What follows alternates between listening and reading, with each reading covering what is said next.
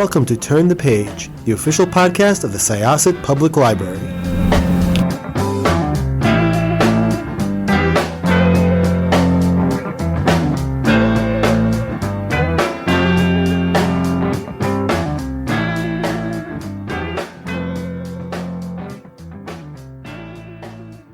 Welcome to Syosset Library's Turn the Page podcast. I am your host, Jessica, and I am here with the author, Jane Corry, who wrote a book called I Died on a Tuesday. And you are joining us from, you said, the UK? That's right. Yes, lovely to meet you. So good afternoon to you and good morning to us, late morning still. So this book was... first of all, I wanted to just sort of let you know that this was just sort of a very well plotted book.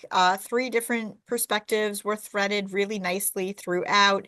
And it was, I do enjoy stories that are almost like, I suppose you could call it like that Rashomon story where there's different perspectives and everybody's sort of telling their truth from where they saw it, but obviously, there's really only the truth. And one of the things that was very interesting about this one was that the victim themselves was one of the people who actually is telling her truth, which I was not expecting with the title I Died on a Tuesday. So I wanted to ask you a little bit about this particular story, how you came to write it, and first of all, where the title came from for you. Okay. Well, I'll start off with the title. So a lot of my novels, including my first book, My Husband's Wife, which was a Washington Post bestseller back in 2017, a lot of my books are set by the sea. And I cycle down to the sea every morning and I swim there with a great friend of mine. And sometimes I have near misses with my bikes. I mean, it's a scary thing. Occasionally, people might go too close or whatever. And this title just fell into my head.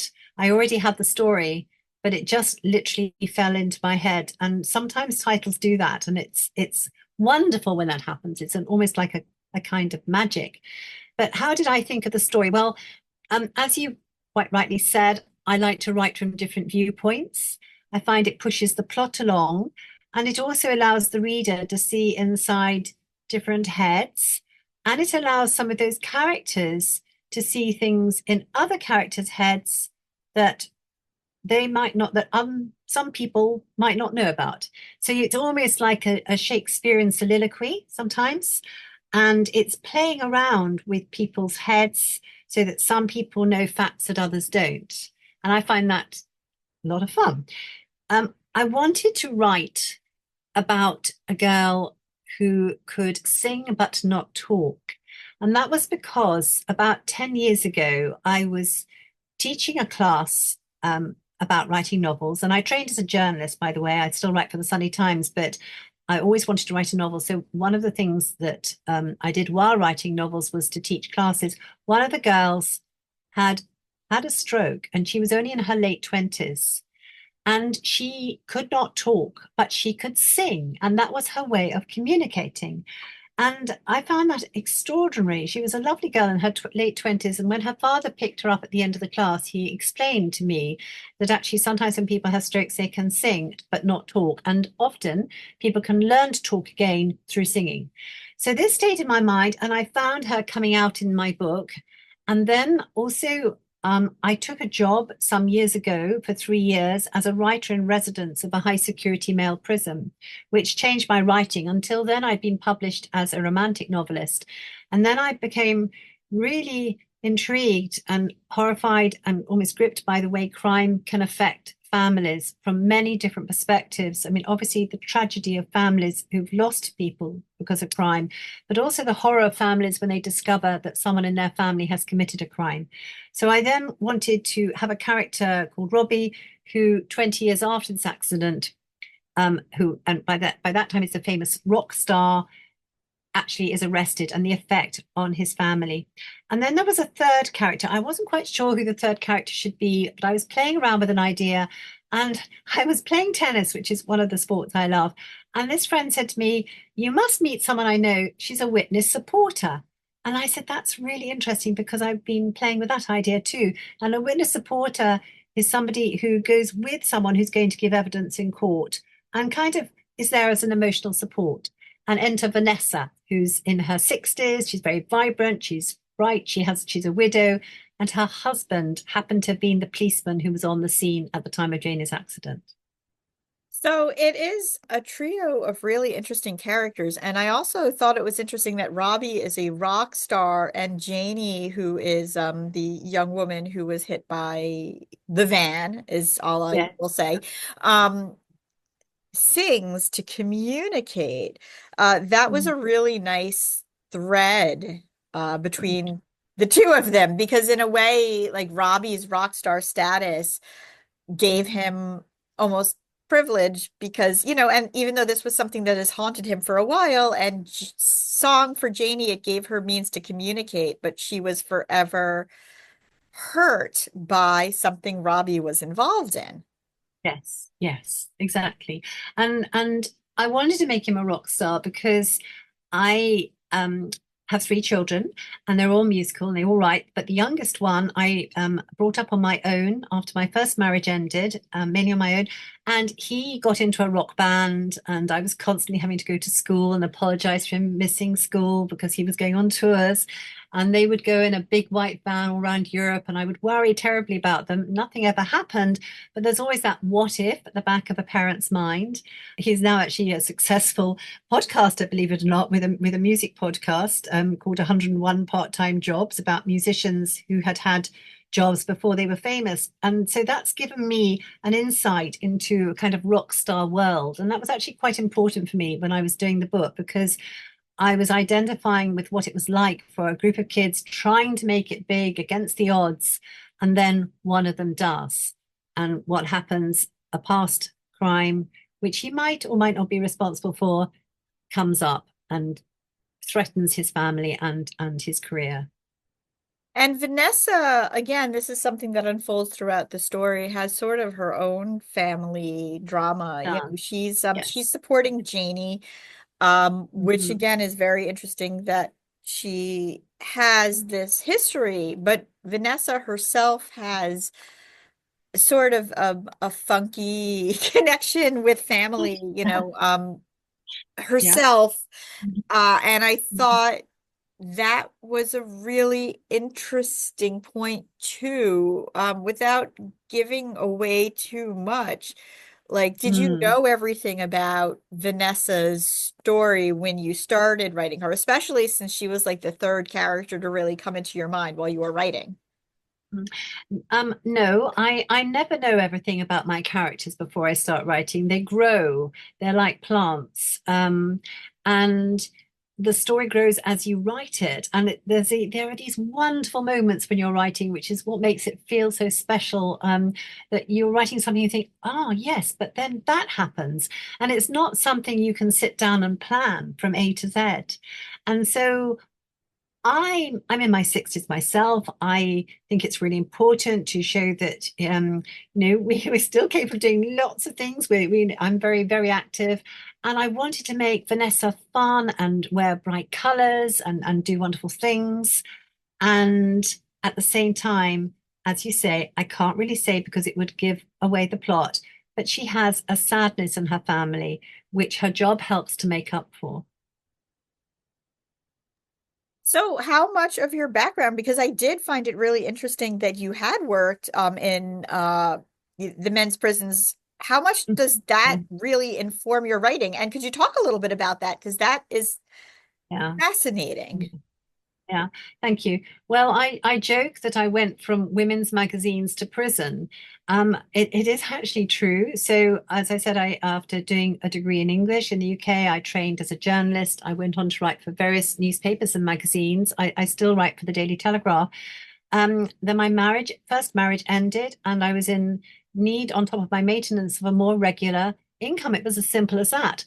And I do believe in serendipity. A neighbor said to me, well, you need to look in such and such a newspaper. And there it was. It said, wanted writer in residence of a high security male prison. And I knew that prison because it was not far away from where we used to live before the marriage ended. It was about an hour from where I was living then, but it was really strange. And I did not want to go into a prison, but it was paying to a penny, absolutely to the same penny, the money I needed for my mortgage. So I went along to the interview hoping that I would fail it, but telling myself I could at least try. And I really messed it up, or I thought I had. And to my horror, they offered me the job. So I went, and my heart was in my mouth because these were people who'd committed the worst crimes you can imagine. And on the first day, I was given the key talk, which is basically the fact that I'd be wearing around my waist a key with a whistle. The key's the whistle. You could never, obviously, leave a door unlocked. You'd be sacked if you did. You had to have your wits about you. I had presumed that I'd be giving workshops with officers there, but there were no officers in the room when I gave my talks unless I had speakers. So it was both extraordinary, scary, and eye-opening. But at the same time, words seem to help. And the whole point about having a writer in residence was the theory that if you can write your life story, write things, anything in your head, it can help people look back at what they've done and accept that what they've done is wrong and help to form a better life. I think like one of the things that I thought about while reading I Died on a Tuesday was just how corrosive guilt is, Yes, very and correct. how it eats away at you, and it doesn't just harm you, it Hmm. harms other people. Yeah. And I when I'd heard about your background, I was wondering, I'm like, you must have heard some Mm, stories that yes. really reflected that, but also just sort of spoke to the situations that a lot of Mm, people were in. very true. And you're absolutely right. Guilt can be corrosive, and it's very hard to deal with that on so many different fronts. And sometimes people can feel guilty about things that they have no need to feel guilty about. It can almost become an obsession. And sometimes they don't feel guilty about things they should feel guilty about. And one has to be quite careful. I mean, it's almost one of the reasons why I could only do 3 years. I was actually initially hired for 2 years. And then I said yes to two men in the month. I said yes to the governor when he asked if I'd stay on for a third year. And I said yes to the man that I then married, who is now my second husband. But after those 3 years, I knew it was time to go because I thought I would never get out. But at the same time, you can take the girl out of the prison, but you can't always take the prison out of the girl. So I offered to be a judge on something called the Kessler Awards. They were awards given to they are awards given to writing and art in prison. And I used to enter my men for these awards, and if they got somewhere, their confidence would increase. And you might think, well, why should we be happy if that happens? But actually, then their behavior improved. Um, and I had good reports from officers on how writing was actually really helping behavior. And so now once a year, I go up to a very famous prison called Wormwood Scrubs. As a volunteer, and I help to look through life stories or poems or short stories and help to choose winners, which is incredibly hard. And then they go on display in London at a big venue, which you may have heard of, called the South Bank. So that's sort of my way of giving back.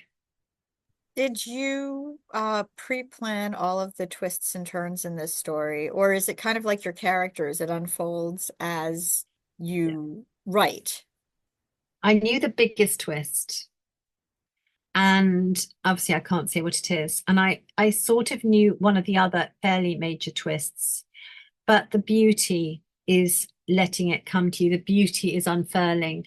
And ideas come to me, as they do to many writers, at odd times. frequently when I'm doing something like swimming in the sea. And then I have to remember the idea because actually you can't write anything down in the sea, or when I'm walking or running, whatever. So I am very grateful because it is a gift, and it's a gift that these words come into your head. And I just feel very lucky for that. Mind you, I cannot do maths. I can't do maths to save my life. So Well, thank you so much. So I Died on a Tuesday is a really interesting thriller. It's domestic suspense. It's got a lot of ethical questions, and it's got some just, really interesting characters. Are you how often do you publish? Are you like a book a year person, or you need to take yeah. some time? Yes, I'm a bookier. So I'm published in America and Canada with Doubleday Canada, which is very exciting, and in the UK with Penguin. So I'm contracted to write a book a year, which is lovely. So I tend to write the first draft in the first 4.5 to 5 months, and then you go through the editorial process of the editor looking through it, the copy editor, and so on. There are several stages to a novel. So from first word to publication is about a year. Awesome. Thank you so much. I hope you have an absolutely lovely day. What's the weather like where you So are? much. It's freezing. It's absolutely freezing. I'm one of these people that wears lots and lots of thermal layers. But having said that, I still went in the sea this morning. Yes. And what is the weather like where you are? It is gloomy and foggy. So, Oh, yeah, and it's actually warm, shockingly, oh, or at least in well, the 50s, which that part is strange, I specifically. well, I But have yeah. a wonderful memory of going to Bloomingdale's in New York at Christmas a few years ago and seeing Father Christmas. So my husband was saying to me, "Did I remember that the other day?" And I did. It was one of the highlights. So, mhm. Well, yeah, the windows and everything, the decorations are absolutely gorgeous this time of year, as I'm sure they are by you as well. They are. They are. They All are. right. Well, once again, this was Syosset Library's Turn the Page podcast. I am your host, Jessica. My guest today was Jane Corry. Check out I Died on a Tuesday, and we look forward to your next book. Thank you so much. Thank you so much. And we are going to close this chapter. It's time to close this chapter of Turn the Page. Join us for the next episode.